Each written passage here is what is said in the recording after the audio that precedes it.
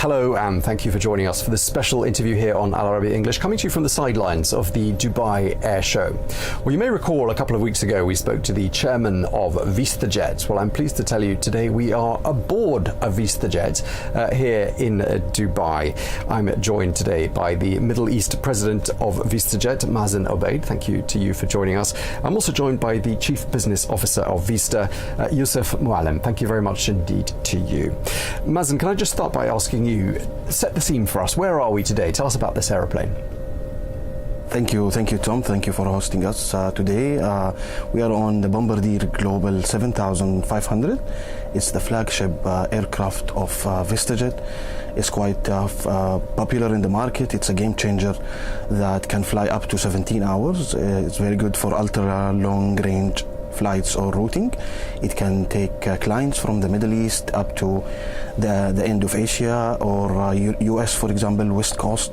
It's quite popular for official delegations as well as businessmen that requires the needs to fly for similar routing. It can do up to 17 hours, as well as you can upgrade that aircraft to 8,000 in the future with a little bit of investment. And we're seeing a great demand on this aircraft. It's quite popular, and we were happy with being the operator of this aircraft for the last almost 3 years. Okay, thanks for that, Mazen. Youssef, let me turn to you. Just talk us through what you're seeing in the region in terms of evolution, how you're seeing the numbers shape up here in the Middle East. So maybe before getting straight into the evolution of the market, I'll take a step back and touch on the Vista group as a whole. So Vista as a whole offers a flying solutions ecosystem. And within that, we've got the VistaJet product, and then we've got the XO product. The VistaJet product is our guaranteed availability for high frequency travelers. And it is the alternative to owning an aircraft. We give you guaranteed availability, guaranteed pricing. We cover 96% of the world out of 2,400 airports. We can respond to your demand within as little notice as 24 hours. So with this uniform fleet that we've got of 270 aircrafts globally, you get the access to your own private jet, whatever you want, whenever you want, without having to have your own private jet, having it on your asset book, dealing with maintenance and all of the operational challenges.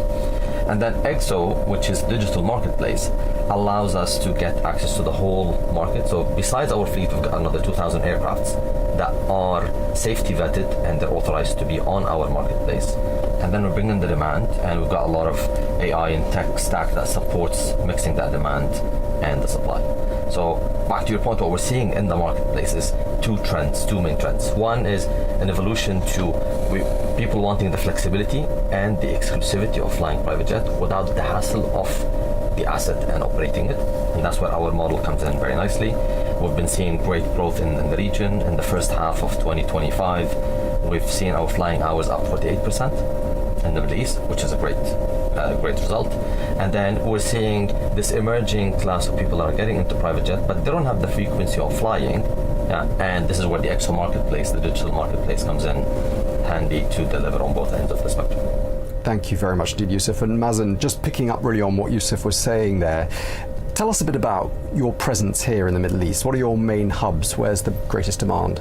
Right, our presence here in the Middle East has been for the last 15 years, and we have Vista global offices is in the IFC in Dubai, and as well as our operations from Dubai, and we have enjoyed the last 15 years growth in terms of numbers of our clients, and we have recently launched being the first foreign operators to obtain the certificate and the license to operate inside the Kingdom of Saudi Arabia, and that was at the end of August this year.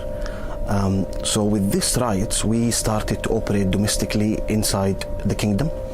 The Middle East generally, as Youssef mentioned, has been doing 48% of growth this year, the first half comparing with the last year.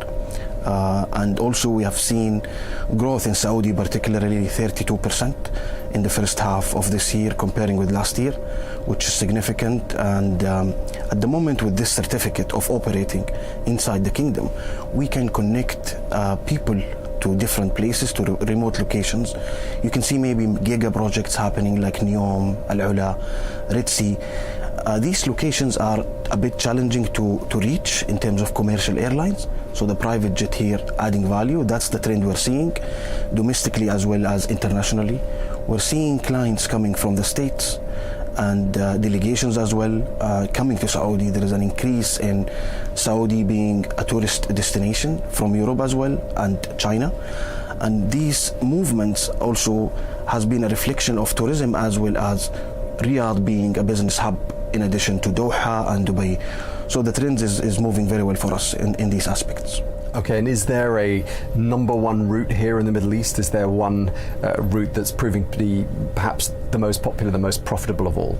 I think in terms of this region in the Middle East, domestically in Saudi, Riyadh, Jeddah, Riyadh, and international in the Middle East, I would say Riyadh, Dubai, Riyadh.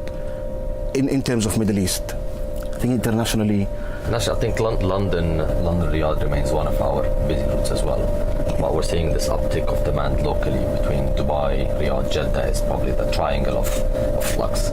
Talk us through your expansion plans, Yusuf. What are your plans for the years ahead? So, Tom, what we do with regards to expanding our business is we follow our clients and their trends. Our clients are the movers and shakers of the world. They're always ahead of the curve in terms of business opportunities, growth, evolution.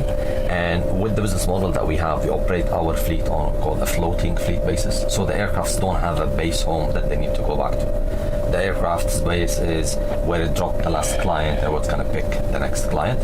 And with that, it's easier for us to move our fleet along with that demand. Having said this, we've been intentional in investing in all the upcoming markets. So we've got, as Mazen mentioned, we've got the office in the Middle East. We've been here for 15 years. We've got more than 100 people now based in the Middle East to serve our clients. We've got our presence in India. We've got our presence in Hong Kong. So there's a lot of growth that we're seeing in the Middle East and Asia. And we're putting the people on the ground to address that.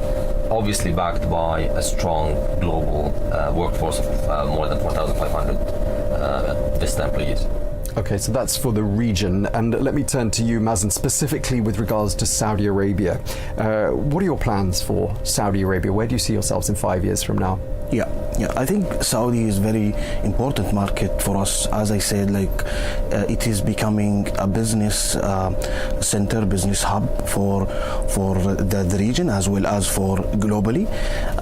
Riyadh in particular, you can see the international impact of Riyadh, how it is going globally. It's moving very well. Tourism is increasing. I can see a potential increase in movements to the tourist destinations. Like you can see Al Qadiyah is coming as well, upcoming soon. So movements to Riyadh is going to increase in that sense, as well as Red Sea movements. We're seeing a lot of movements to Red Sea already, and Neom, Al Ula. These destinations, in addition to Asir is also very important. The government is moving there in terms of Vision 2030 is where we see VistaJet moving toward and align with the government's vision and support the infrastructure for the business aviation to the Saudi Kingdom. Okay, thanks for that, Mazen. And just picking up on what Mazen was saying there as well, Yusuf, I mean, clearly Vision 2030, we're approaching the year 2030. Then, of course, there's the World Cup in 2034. Are you expecting a major uptick in demand with those dates approaching? Definitely. We always see quite a surge in demand, and it's an exciting global event as well to serve. It's a fun event to serve. So it brings a lot of influx into the region. And with the infrastructure that we put in place, with the local operating certificate, that gives us also the edge to be able to fly internationally into Saudi and then within the kingdom. Okay, thanks for that, Yusuf. You've had the last word. Thank you very much indeed. Yusuf Marlin, the Chief Business Officer of Vista. Thank you to you for your time. And thank you as well to Mazen Obeid, the Middle East President of VistaJet. Thank you very much, Tom. Thank you very much. Appreciate it. And that's it from us from the sidelines of the Dubai Air Show. Thank you very much indeed for watching. Do stay tuned to Al Arabiya English.